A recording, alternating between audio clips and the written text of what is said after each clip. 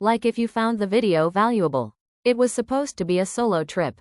1 ticket to Florence, 1 journal, 1 broken heart to heal.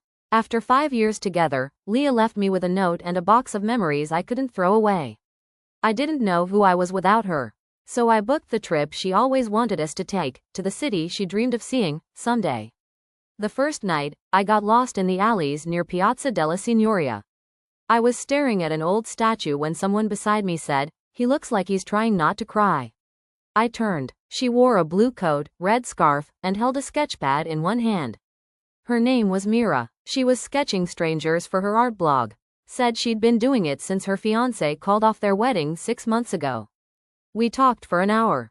Then we walked the river until it was empty. The next day, she found me again. She said Florence was better with company. I agreed. We visited galleries, old churches, antique bookstores.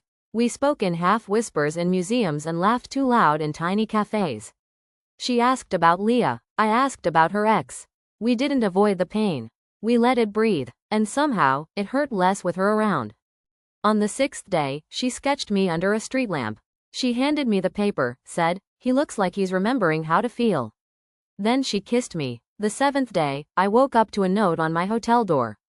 I had to leave early. Flight back to Amsterdam. Thank you for reminding me I still exist. Mira. No number, no last name, just the sketch, folded neatly inside the envelope. I walked the streets alone that day, and Florence felt different, like it knew something I didn't. I returned home, back to my job, back to silence, but I kept the sketch by my desk. And every once in a while, I'd type, Mira, into social media, but never found her.